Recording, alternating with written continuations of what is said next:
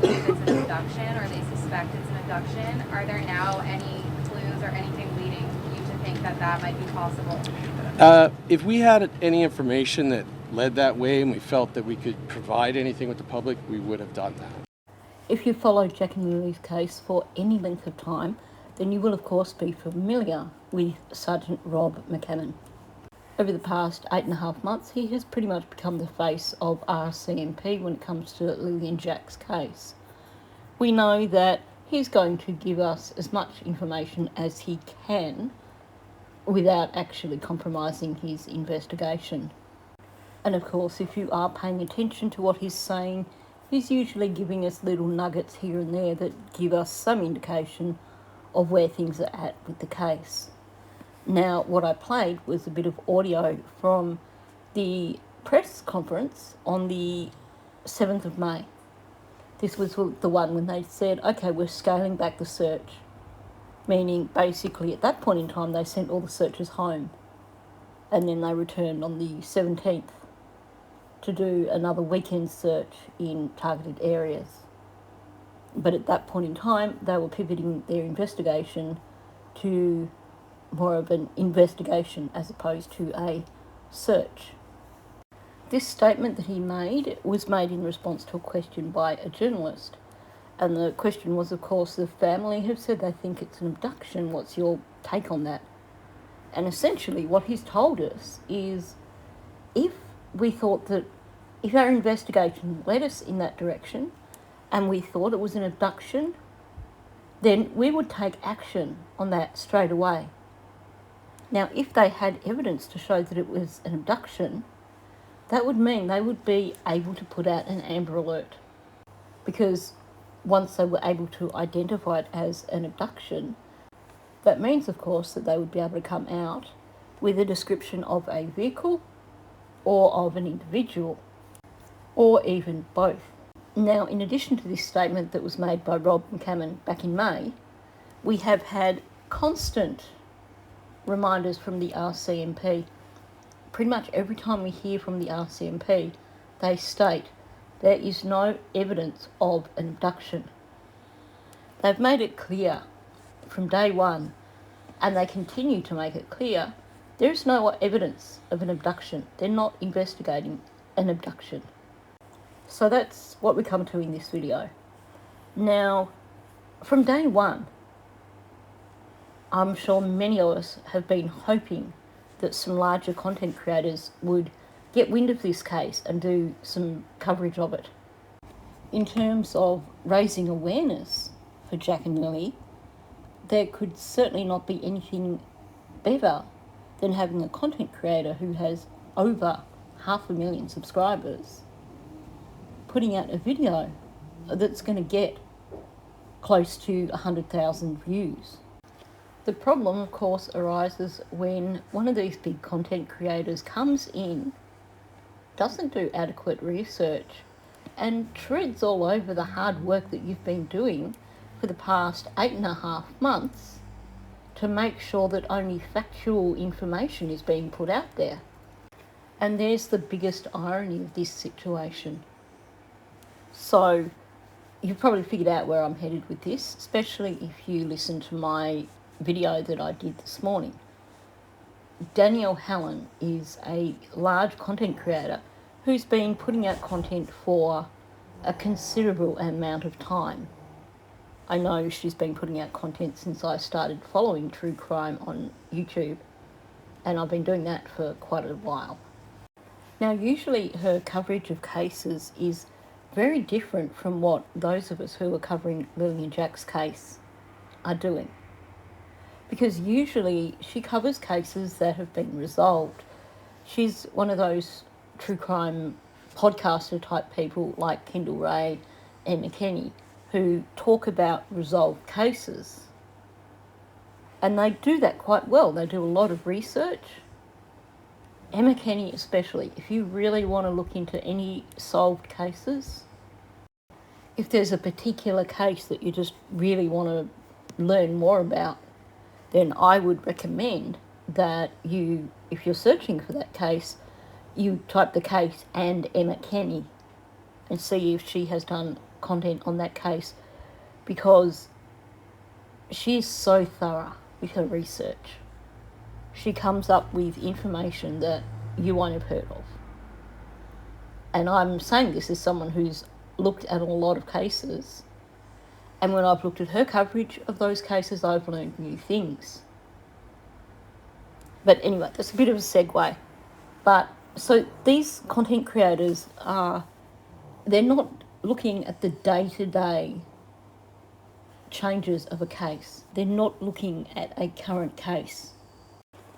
A lot of these channels have paid researchers, and of course, because of the size of their channels, they can afford to pay for FOIA requests and get court documents. So when they are talking about cases that are resolved, they can be quite thorough when they're discussing them. They don't just sit there and go on Wikipedia. They actually go really in depth into the cases. Now that said, because they are pretty much telling a narrative, they most of the time don't come with receipts. Because of course they're telling the full story, they're giving the big picture. So we aren't going to know if they are giving us factual information unless we fact check ourselves. And I think a lot of people presume that these big content creators must be beyond reproach. They must surely do their research properly and come out with factual information. But the truth of the matter is, they're doing the case as a one-off. So they come at it, they do their research, they write their script, they create their video, they forget about the case. They're not living the case day to day like content creators like myself and the ones that many of you watch, like Sunny, Justin, Daphne, all of those. They are simply grabbing what resources they can, writing their script, putting out a video, end of story. So it means that they don't have a deeper understanding of the case. And as good as they are at accessing court documents, accessing media reports and stuff about cases that have been resolved, they don't always seem to get the idea that you actually have to look at a lot of different areas to research an existing case. Meaning that their coverage of a case that's not resolved may not be on par with their coverage of a resolved case. And that's what has happened here with coverage by Danielle Hallam of the Lily and Jack case. So what I mean about the irony in all this? Well, she started her video about Lily and Jack talking about content creators on YouTube who are covering this case, which obviously includes myself, basically saying that we're just doing it for clicks and views and that we all sensationalise the case. She spoke about the number of AI videos that have come out about this case, which I agree, it is disgusting. Anytime I see one, I report it, but then a bunch more of them pop up. It's like a game of whack-a-mole. But the problem is, she seems to group them in amongst content creators like myself and Justin and Sunny, who do all this hard work and research for our content, who take the time to look at every angle of the case that we can. And she was quite negative about content creators who are doing this as an ongoing thing. And the reason I say it's ironic is because in one single video, she has put out a lot of misinformation. Some of it that is going to lead to hurtful speculation yet again. For starters, talking about Cody, and she's claiming that he had to do 2 polygraph exams. No, Cody only did 1 polygraph exam. And Cody has been thoroughly cleared. Cody is not a suspect in this case, remotely. Cody has nothing to do with this case. And yet on her video, she just kind of left it up in the air. She made it sound like, well, this could be one of the possibilities. So she didn't do enough research to find out that actually, no, it's not a possibility. So I can guarantee there's going to be another surge of people on Facebook talking about Cody. And regardless of what you think of Cody or what you think of his relationship with the children, it's not relevant in this case. The only information we need to understand in this case with regards to Cody is that he lost his job 9 months before the children went missing and was unable to pay child support. And that would have contributed to the financial stress that Daniel and Malaya were going through. Not Cody's fault. Still nothing to do with the disappearance of Lily and Jack. It's just unfortunate. And from what we hear, maybe Malaya needs to have learned how to budget and not spend everybody else's money. Now, I am going to do a more thorough review of Danielle's video because there's a lot of things that I wanted to discuss, and Cody's just one of them. But the thing that I really need to address in a single video today is the Natasha Haywood story. Now, when that first was released in the documents, you had a lot of people running with it and going, look, proof. This proves that Dingbat's story is true. See, someone actually saw the children being put in a vehicle. And of course, it took a bit of effort from content creators and people who think rationally and critically to basically squash that whole idea and debunk this story that's being put forward by this Natasha Haywood. But this is the biggest blunder and the thing that annoys me the most in Danielle Hallam's video. She got to the end of the video, or towards the end. I didn't actually watch right through to the end. But she got towards the end of her video and brought up this witness. And to me, I'm going to say straight out, this is irresponsible reporting. She has not checked her facts adequately and has put out misinformation that completely steers a narrative that is wrong. Now, I did a video about a month ago where I was talking about the correlation between Dingbat and Natasha Haywood because there was something very interesting that came out in relation to Dingbat's interview with the RCMP and then this Natasha Haywood coming forward with her story. And I will put the link for that video in the description for this video so that you can go and watch it if you've not seen it, or if you want to watch it again just to refresh your memory, then you can click on the link and follow it. I'm going to discuss that a little bit more at the end of this video, not in as much depth. But I'm going to start by playing an excerpt from Danielle Hallam's video. Now, if you're not someone who is hugely familiar with this case, what I have done with this clip that I'm playing is alongside the clip, I've included excerpts from documents, excerpts from news reports, and quotes from Daniel and Janie. Possibly also from Malaya, I can't remember now. So it may be that you might want to have a look at the timestamp when this starts. You may want to go through this particular video a few times and read through all the excess on the side as well, because that demonstrates why this is definitely not an abduction. I saw a comment on my video from this morning where someone said, it's so refreshing to see this Danielle Hallam putting out a video that's just all facts, rather than all these accusations that everyone is making. Well, first of all, her video is not all facts, it is full of mistakes. But in terms of accusations, you might want to have a look at the inconsistencies in these statements that I've put up on the side of the screen while we have this clip playing of Danielle Hallam talking about Natasha Haywood. This brings us to one of the last things that was revealed in all of these unsealed documents. And this is information that no one knew until these documents were released. And in my opinion, is like some of the biggest information to date. Now, obviously, I don't have all of the information. Could this be nothing? Who knows? I think it's pretty interesting.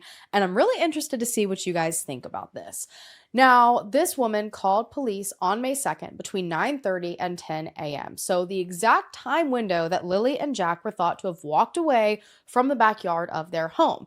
And this woman was driving on Gerlach Road with her own children when she saw a little girl, possibly around 9, with brown hair and pigtails and a tank top with blue straps, holding the hand of a younger boy who was about 5 years old with dirty blonde hair and shorts. Now, this woman said that ahead of these two children was a woman about 50 to 60 years old with curly hair wearing a white shirt and blue shorts. And she was standing by an older tan or gold sedan with the rear passenger door open, almost as if she was like watching the kids, waiting for them to come toward her and hop into the car. And all of this happened between the train tracks and the intersection of Gerlach and Lansdowne Station Road. That same intersection that's been brought up time and time again. When this woman saw this, there was just something about it that seemed to strike her as odd.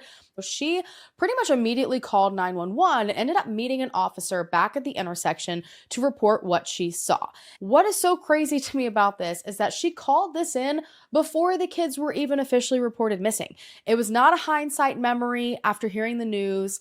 What are the chances that two completely different kids in a town of only 100, matching similar enough ages and description, were walking down the road right down the street from the family's home, and the exact same 40-minute time period Jack and Lily were thought to have wandered off? Like, what are the chances? I feel like they're probably not very high, which to me makes it seem like this is such a huge possibility. Could the children have been picked up by someone? Did someone wave them down and then pull off down the road and they went to meet this person? Did they say, hey kids, I'm heading to school. You want me to take you there? I mean, I just have so many questions about what could have possibly been happening in this situation. It just feels like a jackpot in this case, which is probably why authorities are so quiet about it. Because to this day, this information was put out there, but authorities have not really said anything about it. They've not confirmed or denied if this is in some way related to the disappearance, if this is a very credible witness, but to me, it stuck out immediately. This is a doozy. Honestly, my brain nearly exploded when I heard her say this. There is so much wrong with what she is telling us here. And here she is claiming that this witness statement feels like a jackpot in this case, and that it's some of the biggest information to date. Now, sure, the way she tells it makes it sound like it could be a massive lead in this case, but it's all wrong. Now, I don't know if this woman decided to watch the Alcoholic Ostriches show and maybe he's given this misinformation out on his channel and she's taken it as gospel, because we know that he does a similar thing with getting information twisted and confused, and this does sound like something that he would put out there. She's hanging her claims of this being a big lead on some serious misinformation. So she's claiming that the reason this woman rang the RCMP was because something seemed out of place. She saw this woman and these children on the side of the road and something seemed out of place. And she's claiming that this woman called the police on May the 2nd between 9:30 and 10 a.m. And she said that's the exact window of time when Jack and Lily were thought to have wandered off. So she's justifying already by saying, well, this woman, the phone call that she made, was made around the time that Jack and Lily were wandering off. And she's saying she saw this and it looked odd, so she rang them up. That is so not correct. I will come back to that in a moment with the documents. But before I get to that, just one little bit of logic here that we need to apply. Daniel claims that when they found out the children were missing, he jumped in Malaya's car and he went searching for the children. And you know what? He went searching in the exact direction that this content creator is claiming that this woman saw Lily and Jack. So apparently this woman abducted Lily and Jack on the side of the road. But if we actually believe Daniel and Malaya's stories, the amount of time that it would have taken Lily and Jack to walk to the location where this woman claims to have seen them being picked up, when you look at that alongside Daniel allegedly jumping in Malaya's car and going searching, he would have passed the children. They would not have made it to the corner of Lansdowne Station Road before Daniel came through in his vehicle. So, you know, that just puts a problem there straight away. But I'm going to come back to discussing this time frame thing that she's saying here later. So this content creator also claims that this woman immediately called 911 because something struck her as odd. And she's saying, you know, this was before the children were even officially reported missing. And what are the chances of this? She's really trying to sell it like she has just discovered the solution to this case. She's discovered what actually happened to Lily and Jack. But she's got it all wrong. And to say, you know, what are the chances that, you know, the children match in description? Or she said similar enough ages and description. No. This woman has children of her own, so I think she'd be able to tell the difference between a 6-year-old girl and a 9-year-old girl, for starters, particularly when you consider the fact that Lily and Jack were both somewhat malnourished and both looking a little bit weedy in the lead up to when they went missing. So let's look at the actual facts that have been put out there in the documents, because then you will see that this content creator has made a massive, massive mistake and put out some misinformation that's going to have legs, and you can bet we're going to spend the next month having to squash this Natasha Haywood story yet again. Now, I think this information is consistently throughout all the documents, but I just went for document 117 because that is the most recently written of all the documents anyway. So this is paragraph 36. On May 31st, 2025, Sergeant Stanton and Constable Ford took a statement from Natasha Haywood, who called the office to report she had seen 2 children in the area of Lansdowne on May the 2nd, 2025. I'll just reread that for you, for anyone who didn't quite catch what is actually being stated here. On May 31st, Sergeant Stanton and Constable Ford took a statement from Natasha Haywood, who called the office to report she had seen 2 children in the area of Lansdowne on May 2nd, 2025. She called to report that she saw the children on May 2nd, 2025, but she called on May 31st. It was nearly a month after the children went missing that she contacted the RCMP. It was not the day the children went missing. So this big statement that, hey, this is a huge jackpot because look, this woman rang up even before the children had been publicly reported missing. You know, she rang up in the exact time window that Lily and Jack were thought to have walked away. No, she did not ring up then.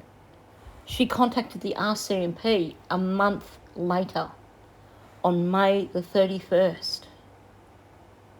So this big grand statement that this is a jackpot, this witness is crucial to the case because she wouldn't have even known about Jack and Lily It's complete utter BS. Now, I don't know if she's got her own researcher or if she does her research herself, but it seems that someone has made notes from an article or from a media report of some sort and got the information wrong.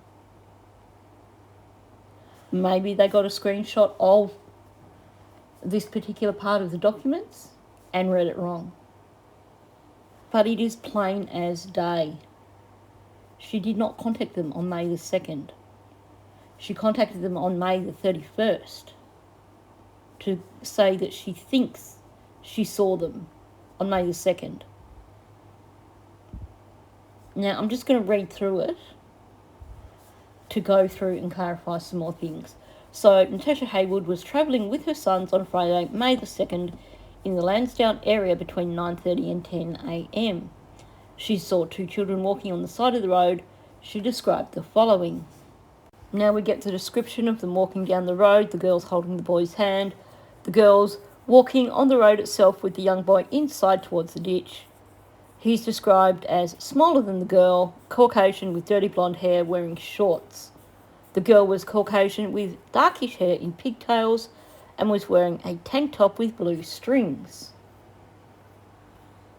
At 9:30, 10 o'clock in the morning on May the 2nd, when the temperature would have been 3-4 degrees at that time of day, there is no way on God's green earth that those two children would have been out there in the freezing cold morning on May the 2nd, Jack in shorts and Lily in a tank top. And the tank top apparently had blue strings. We have a description of what Lily was allegedly wearing from Daniel, who claims that he saw her when she popped into the bedroom multiple times that morning. And that description matches Malaya's description of what Lily was wearing when she put her to bed the night before. That is a pink top, not a tank top with blue strings. Now then we have a discussion of her meeting with the constables on June the 4th at the intersection of Gairloch Road and Lansdowne Station Road. So that was 5 days later that she met with them. As she then said, she saw them walking northward bound towards Westville on the north side of Gairloch Road between the intersections of the train tracks and Lansdowne Station Road. The car she saw, which she thought was waiting for the children, was parked on the gravel shoulder. The female was looking towards the two children walking. Haywood provided the same description as above, but added she thought the girl was 9 to 10 years old and the boy was around 5 years old. I'm sorry, but have you seen Lily? There's no way you would mistake Lily as being 9 to 10 years old. And those children certainly would not have been out there in the cold wearing shorts and a tank top. No way known. So I would not consider this as being similar enough ages in the description. And as for her statement of, well, it wasn't a hindsight statement. It was her ringing up the moment she witnessed it on May the 2nd. No, it wasn't. She contacted RCMP on May the 31st. And that is very significant. And if you caught my previous video discussing this, you'll know what I'm talking about in terms of the significance. Now, this story kind of backs up the story that Derwood's been putting out, which we all know is a load of hooey.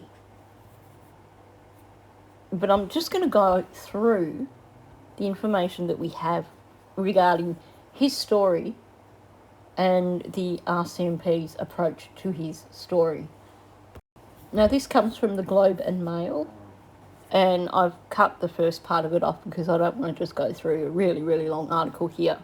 But basically, the top paragraph is about Hayden complaining to the RCMP about all Dingbat's stories that he was putting out about the abduction of the children, about Malaya being responsible for organising someone to take the children. And Geddes got involved and was going all over the internet saying things. Hayden said nothing Geddes is saying is making sense, according to a summary of his interview with the RCMP submitted by Corporal Charlene Curl to the court. The theory that the children are somehow alive, a suggestion that police have consistently said is without evidence, and hiding on the First Nation Reserve has been repeated by Mr Martel and others online. Reached by the Globe on Friday, Mr Geddes repeated his belief that the children are alive and on the reserve. On May 30th, 2 RCMP members met with Geddes, who told them he spoke with Martel a few weeks after the kids went missing, and also spoke with Paddy Pearson, Brooks Murray's grandmother, about the investigation. The constable said Geddes was confrontational and evasive to questions asked of him and wanted police to provide him with information about the investigation, the document said. He became upset when his questions were not answered. So on May 30th, you have Dingbat being called in to the RCMP and hauled over the coals, essentially. And he kept trying to push his story. He refused to give any clear answers. He kept pushing them for answers, and then he got upset with them. It sounds like he did the classic Dingbat tantrum, essentially. Didn't get his own way, didn't manage to convince them of his story. He probably left feeling extremely unsatisfied. That was May the 30th. The very next day, you have this Natasha Haywood contacting the RCMP and saying, hey, guess what? This is what I saw. I'm now going to give you a story that matches Dingbat's story of the children being put in a car and taken away. Now, any good investigator will tell you there is no such thing as a coincidence when it comes to these kinds of cases. I smell a rat. You have Dingbat being sat on his ass by the RCMP on May the 30th. Basically, given his marching orders, told, go away, we don't believe you, you're going to be charged with obstruction if you don't quit this. And then presto, nearly a month after the children have gone missing, the very day after Darren's had this encounter with the RCMP, this witness appears. The timing is really suspicious. The description that she gave does not match Lily and Jack. It is a complete load of hooey. And remember that clip I played at the start of the video? Going to play that again in full and then go through that and explain why that is important. And the family has said they believe it's an abduction, or they suspect it's an abduction. Are there now any clues or anything leading you to think that that might be possible? If we had any information that led that way and we felt that we could provide anything with the public, we would have done that. We would have got that information out. We're working very closely with the family, and we will pursue every avenue. But again, I'm not going to make any specific comments, but anything that would point towards that, we would immediately take steps to address things that need to be addressed. Now, I know Derwood and Daniel have worked very, very hard over the last 8.5 months to push the whole RCMP is incompetent narrative. And they've got all their little sock accounts that they also push that narrative with. But everything I've seen from Rob McCammon tells me that these guys are serious about this case. And they are pulling out every single stop. He has said if we had anything that pointed us in the direction of an abduction, we would take the necessary steps, essentially. Now, if you have a child that's been abducted, time is crucial. So if someone comes to them on the 31st of May and says, this is what I saw, you can bet that they would double check and see if there's anything that adds credibility to what this witness is saying.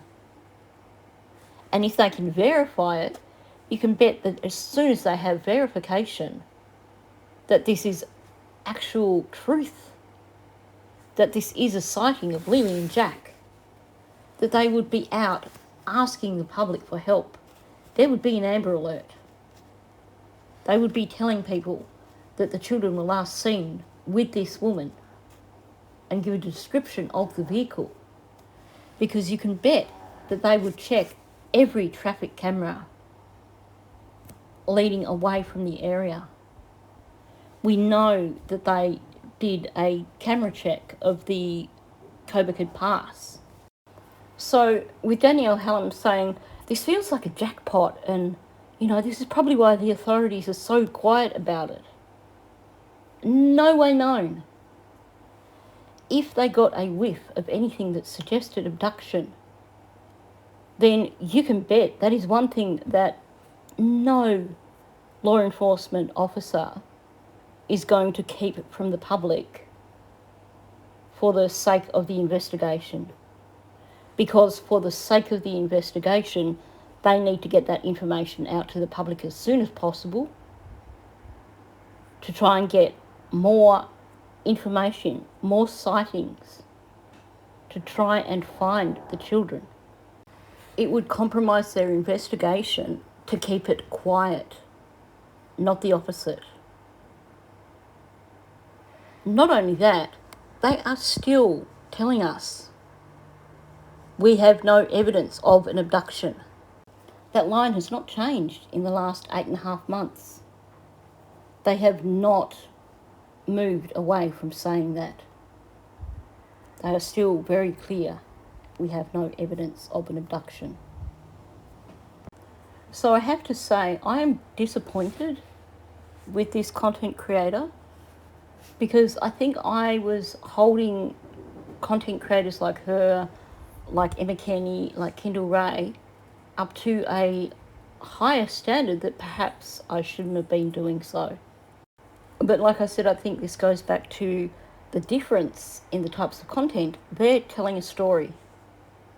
The people who listen to them aren't like my listeners, aren't like Justin's listeners, who themselves are going to go and dig into the documents, who themselves are going to go and watch the various news reports.